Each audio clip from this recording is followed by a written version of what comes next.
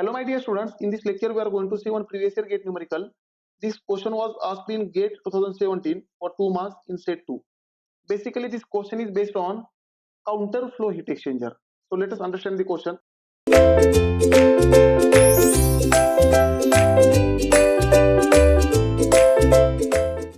In a counter flow heat exchanger, in the first statement only they have mentioned it is a counter flow heat exchanger. So before going further, I will draw here temperature distribution for counter flow heat exchanger. Now my dear students, here they have mentioned counter flow heat exchanger. So let us draw the temperature distribution. If I draw temperature distribution for counter flow heat exchanger, let us say left side is entry of hot fluid. Therefore here there will be a temperature of hot fluid Thi, and as heat is heat is transferred between hot fluid and cold fluid, therefore the temperature of hot fluid goes on decreasing. Therefore temperature of hot fluid goes on decreasing, right? It is a hot fluid, right? So the exit temperature of hot fluid will be Tho, outlet temperature of hot fluid.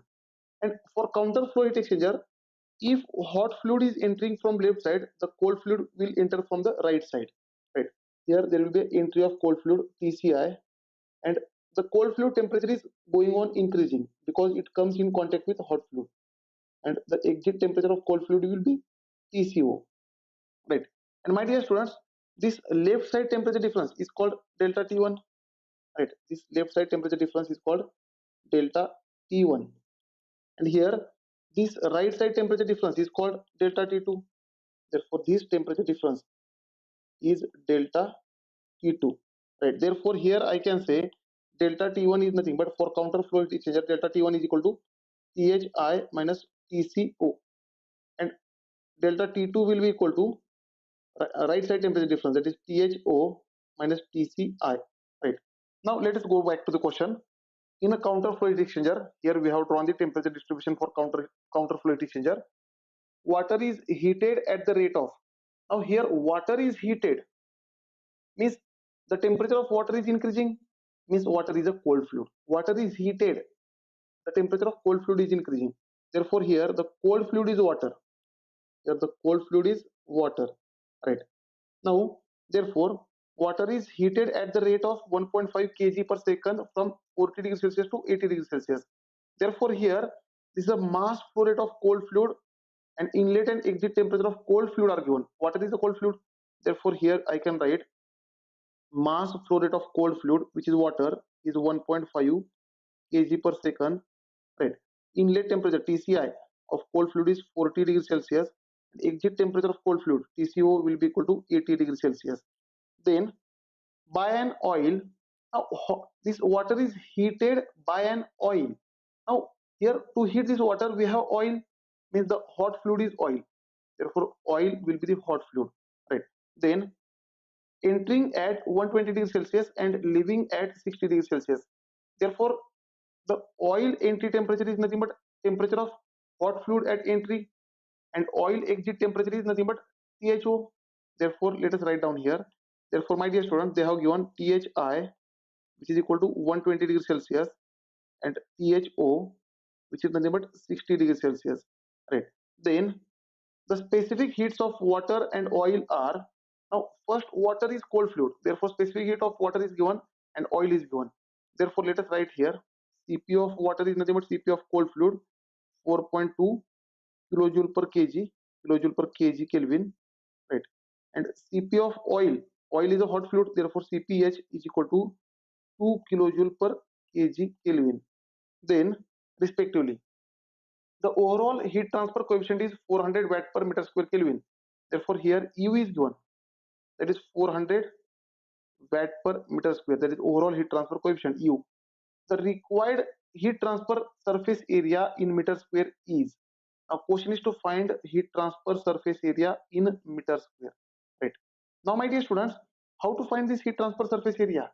Now we have the relation, the heat transfer Q is nothing but in terms of overall heat transfer coefficient, and this area, this Q is written as UA delta Tm, where this delta Tm is nothing but LMTD. This delta Tm is logarithmic mean temperature difference LMTD. Again, for this cold fluid, how this heat transfer is written as is equal to mCp of cold fluid into temperature difference of cold fluid, that is TCO minus TCI, right? And if I consider this hot fluid, for this hot fluid the same heat transfer is written as mCp of hot fluid, mCp of hot fluid into temperature difference of hot fluid, that is THI minus THO. This is how we can write, right? And here area is unknown. So my dear students, to find this area, we have to calculate LMTD also, that is logarithmic mean temperature difference also, right? So let us find this. Now we have formula for LMTD. LMTD, logarithmic mean temperature difference, which is nothing but delta Tm is nothing but delta T1 minus delta T2 divided by ln of delta T1 divided by delta T2, right? So here first we have to calculate delta T1 and delta T2. Here I have written delta T1 and delta T2. Delta T1 is nothing but THI minus TCO. So let us put here THI minus TCO values. Therefore this delta T1 becomes THI is nothing but 120, TCO is nothing but TCO is 80. Therefore we can say this delta T1 is equal to 40 degrees Celsius, right? Again delta T2 is THO minus TCI. THO is 60, TCI is 40. Therefore it is equal to 60 minus 40. Therefore this delta T2 will be equal to 20 degrees Celsius, right? So let us use this delta T1 and delta T2 over here. Therefore this LMTD, log mean temperature difference, will be equal to delta T1 is 40, delta T2 is 20 divided by ln of 40 divided by 20. So let us find this LMTD. So if I solve for this LMTD, I will get answer as 28.86 degrees Celsius, right? This will be a LMTD, and as it is a temperature difference, the temperature difference in degree Celsius and in degree Kelvin is always same, right? Now my dear students, once you calculate this LMTD, now U is given, LMTD we have calculated. Now mass flow rate of cold fluid is given, mass flow rate of cold fluid is given, then Cp of cold fluid, Cp of hot fluid both given, and inlet and exit temperature of cold fluid is given. Now as mass flow rate of cold fluid is given, therefore I have to use this formula, mCp of cold fluid, TCO minus TCI. So my dear students, here what I am doing, this UA delta Tm I am equating with mCp of cold fluid, TCO minus TCI, right? And from this we will get area.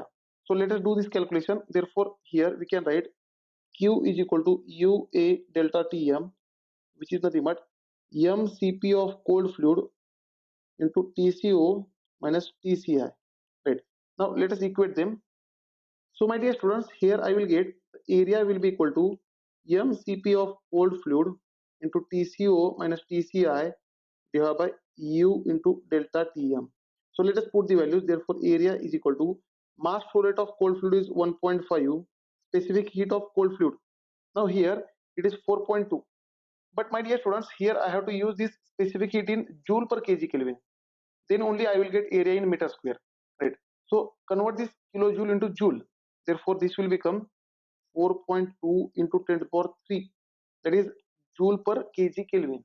Then TCO is given, TCO is 80, TCI is 40 divided by U, overall heat transfer coefficient is 400 into here delta Tm we have calculated 28.86, right? So my dear students, let us solve for area. Therefore if I simplify this equation for area, I will get area is equal to 21.83 meter square. So look at the option. In option I will say the option D will be the correct choice. Thank you dear students. In next lecture we will see one more numerical on this topic which was asked in previous year GATE examination.